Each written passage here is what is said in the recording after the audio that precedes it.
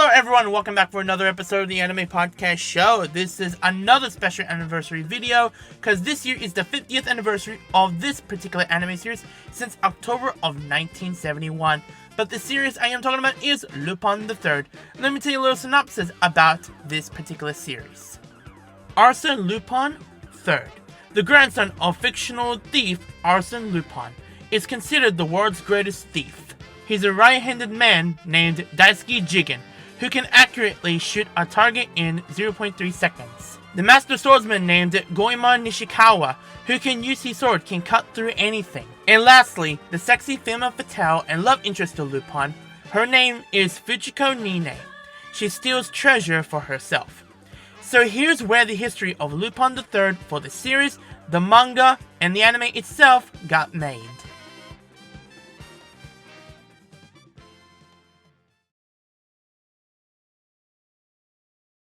The man who created Lupin the Third series, named Kazuhiko Keita, as of his nicknamed Monkey Punch, was born in May 26, 1937. He began drawing manga at a young age. He didn't draw any manga until his junior high school years. After he graduated high school, he moved to Tokyo to find work, and he worked for a technical school for electricians. But he continued to draw manga for fun. In the 1960s, that's when he started work for professional manga artists. And one of his editors suggested to him to change his name to Monkey Punch. But how does Lupin the Third comes in? The series was created in 1965. Monkey Punch's inspiration was from fictional French gentleman thief named Arsène Lupin, created by Maurice Leblanc. He read 15 of his stories. And that's when the creation and the ideas were coming in from Monkey Punch himself. The aim for the Lupin series was produced as a comedy adventure series. Monkey Punch combined elements from one of MI6 secret agent 007 Licensed to Kill, Bond, James Bond. Fujiko is created to fulfill as a Bond girl type role. Jigen was based on James Coburn from his role from Magnificent Seven, and Goemon was given as an East Asian element into a Western series. With the relationship between Lupin and Zenigaya, Monkey Punch wanted to create a human version between cat and mouse, Tom and Jerry.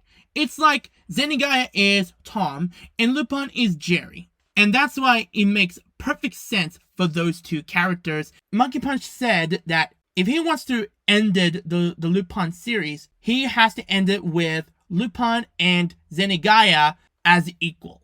So that means they're not going to be enemies anymore. But when does the release of Lupin the Third manga came out? Lupin the Third was written and illustrated by Monkey Punch. It was serialized in Weekly Manga Action magazine for over 94 chapters from August 10th, 1967. Originally, the series was only expected to at least for 3 months, but due to the popularity of the manga, he continued to draw it. But it got more added chapters, known as Lupin the Third New Adventures, were released in August 12th of 1971, after the original Lupin series ended. Lupin is still going on with spin-off series these days, from mid-70s to the present day. But where does the anime comes in for Lupin the Third? Before Part 1 came out in 1971, 2 years earlier, the founder of Tokyo Movie, as of now TMS Entertainment, they wanted to adapt on Lupin the Third's manga into animation. It was an interesting idea, but Tokyo Movie lacked the financial resources to produce such a project on its own, so they decided to make a pilot film. They made 2 different versions of the pilot film. The first one was the CinemaScope. That was the one that they showed in the movie theaters in Japan, and the other one was for television. Although the animation quality of the film was high for its time, at the time they were making it, it was interested to the project due to its adult themes of violence and sexuality. with the project still unsold over a year later. The film of the pilot was adapted for television. The television version was mostly used from the CinemaScope version, but they alterated the scenes. In 1971, YTV agreed to produce a TV adaptation of the manga. The series was originally planned for 26 episodes, but they aired 23 episodes instead. Part 1 was broadcast on October 24th, 1971. They adapted almost what it says from the manga, more of a darker tone of the series. By the time of Lupin the Third came out on the air, it didn't go too well what they were planning for the series. So what happened was, with the early ratings, it got so poor with it. So after episode 2 aired, the producers asked the director to make some changes, but he refused it. Then the director got fired after that, for not listening to the studio for the changes for the tone of the series. Then TMS agreed to bring these two younger directors, and they're going to be the future of what the anime industry is going to be where we are now. These two younger directors named Isao Takahata and Hayao Miyazaki. But we all know Miyazaki because he did these films called Spirited Away, My Neighbor Totoro, Princess Mononoke, and etc. They both agreed to make the changes for Lupin the Third Part 1. Part 1 is noted to be the first animated series created in Japan to target for mature adult audience. For the near future for Lupin, they are going to make as a family-friendly series. It's a formula for Lupin. It's kind of a Bond film formula. So here is Lupin's formula. Lupin and or his gang challenging making a plan or robbing a more sinister criminal/organization themselves. Fujiko being captured by the villain or villains, and Subquest being rescued by Lupin. Fujiko betraying Lupin to give herself an average to get the treasure. Zenigai attempts to capture Lupin, occasionally with success, sometimes, only to have Lupin escape his grasp. But here is the Bond formula for all these films. It starts with the gun barrel sequence, and then it ties into the pre-title sequence to start of the film. And then it goes to the title sequence. It means a theme song from different James Bond films. Then Bond gets an assignment from his boss from MI6. Bond goes different locations around the world, meet his allies, fight villains, and find beautiful Bond girls. And then the villains attempt to kill Bond.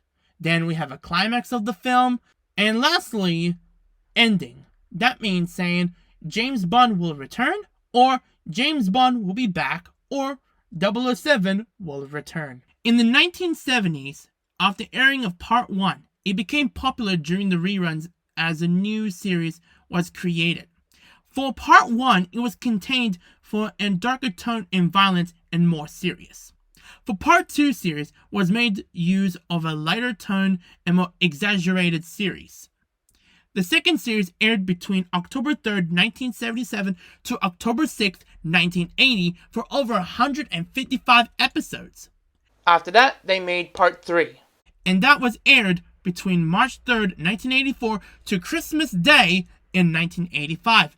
And they made it as a modern dark tone for the 80s like Part 1 was. But throughout of Part 3, they made it as a cartoony of Lupin the Third. They made Lupin's jacket, like, for Part 1 is the green one, for Part 2 is the iconic red jacket, and for Part 3 is the pink jacket. In 1978, 79, 85, and 87, Lupin the Third came to the big screen to the movie cinemas for 4 movies until in almost every year, starting in 1989 to 2019 with TV specials. Then in 1996, Monkey Punch made his directorial debut for a Lupin the Third movie named Dead or Alive. But after he made the film, he never wants to direct a Lupin movie again. There's going to be no Lupin episodes until 2012. But before Lupin made his return, how does localizing a series like Lupin the Third to the United States? Before the perfect English dub from Pioneer, and before Part 4 and 5 dub arrives on Toonami. The dub started in 1979. It was produced by Frontier Enterprises, and that was the first and rarest dub from that time, and the name of the film called The Mystery of Momo. But the film will be dubbed 3 more times in 2 to 3 decades from now. 1995 Streamline Pictures, 1996 Manga Entertainment, and 2003 Pioneer/Geneon dubs. In 1992, after the last dub came out from 1979, to dub one of the best and classic films of all time, and also his director debut from Hayao Miyazaki, The Castle of Cagliostro. The dub was produced from Streamline Pictures, but the script was changed due to the copyright issues. I'll talk about that later in the video. But 8 years later, Manga Entertainment redubbed the film and using the original script with correction names. I'm not done talking about the Streamline Pictures dub, cause they continue working on Lupin the Third, but this time is the TV series. But they dubbed only for 2 episodes. Episodes were 145 and 155. In 1993, they released VHS tapes for Lupin the Third, but first they released as Tales of the Wolf, but later as Lupin the Third's Greatest Capers. From the English dub cast used for the Cagliostro film, reprised their roles for this English dub.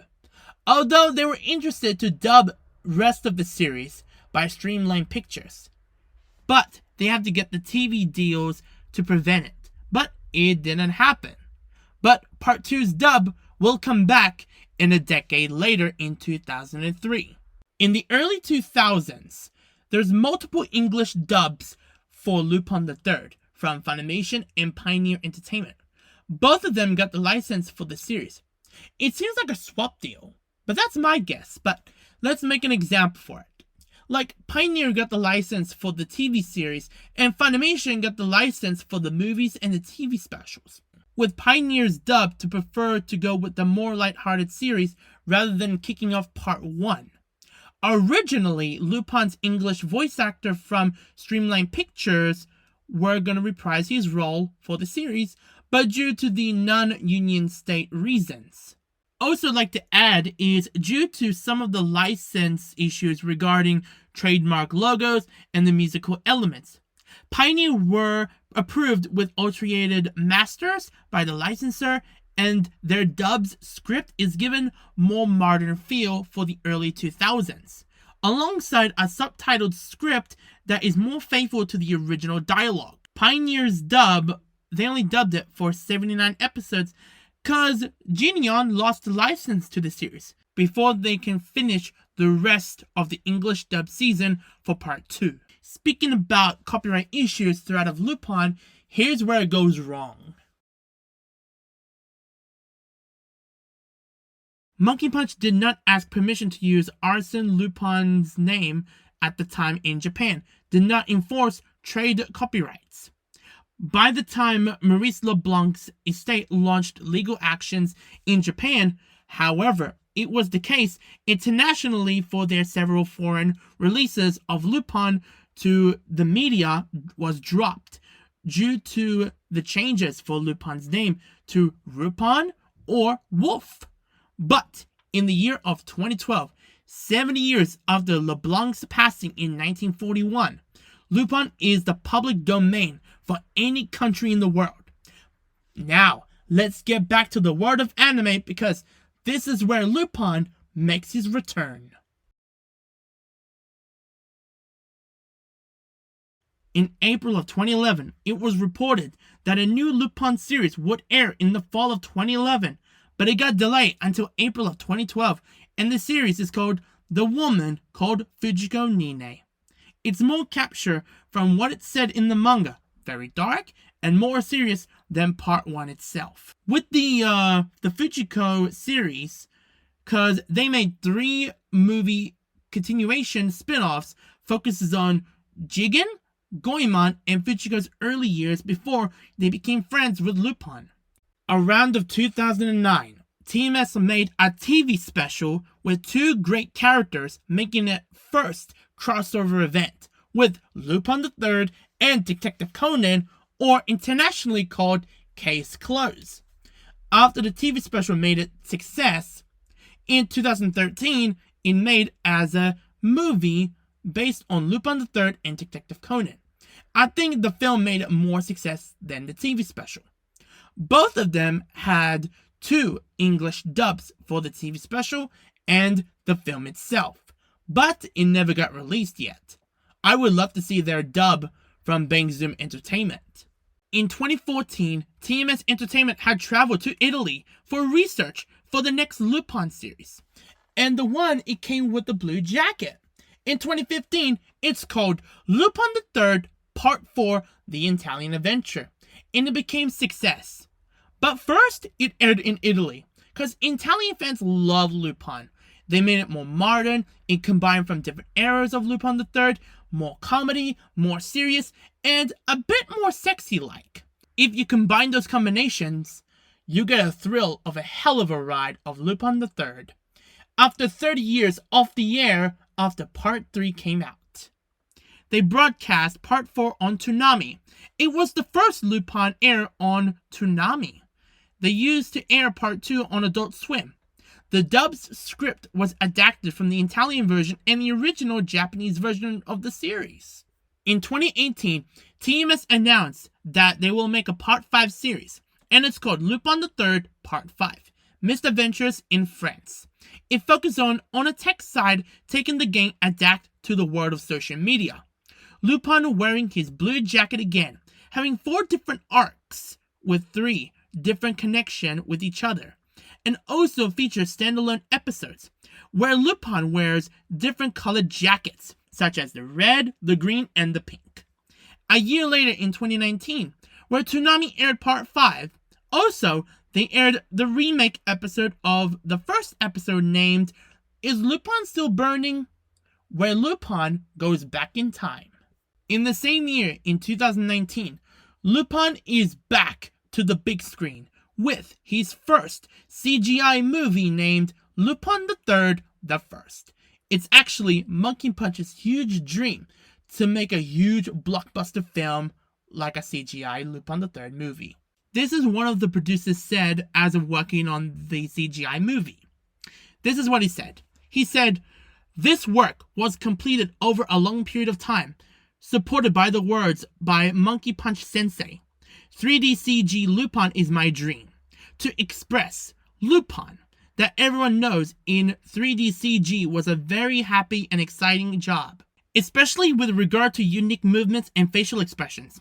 I think that the production team's high-tech ability and deep love for Lupin have made it attractive compared to overseas masterpieces. It would be great if not only fans, but also people who have not touched the work so far can feel that I like Lupin more. After watching the movie, I sincerely hope that this works. The first will serve as a bridge to bring more Japanese stories to the world. After the film came out, it was a huge, positive, successful movie. And I highly recommend watching this film. And when I first watched this movie, it was freaking good. And for me, as a fan of this series, am I watching a Bond movie? It feels like I'm watching a James Bond movie for Lupin the Third the First. It feels like it for me. I don't know why. It gave me, I feel like a Sean Connery / a Roger Moore film. It just gave me a vibe because the film sets in the 60s. So, I don't know. That's what the film interpretation, that's what I was thinking about of this movie. I don't know. That's the good way of watching an episode or a TV series or a film was previously for Lupin the Third. So you see like a different perspective between those past stuff of Lupin from the 70s to the 80s to the 90s and the 2000s and even the 2010s animes. Lupin the Third the First is the big one. I would say recommend you to watch Lupin the Third, the first. It's one of the greatest anime films ever for Lupin. I would say that in my own opinion about it. In early 2021, TMS announced something for the 50th anniversary for Lupin. The special project was Lupin the Third Part 6. It will premiere this October of 2021 to celebrate 15 years of the anime, where it all started in October of 1971. The visual on the first poster reads, "This man. Is he a villain or a hero? What is the legacy of Lupin?" The creator of Lupin the Third, Monkey Punch, passed away April 11th of 2019. Between the beginning of Lupin's manga to the CGI film, he's been working on Lupin the Third for over 54 years. It made one of the greatest series of all time. So that's the end of the Lupin anniversary video. Thanks for watching and listening. Comment, like, and subscribe to my YouTube channel. Happy 50 years of anime's biggest and greatest series of all time, Lupin the Third. As of Lupin says, catch you later.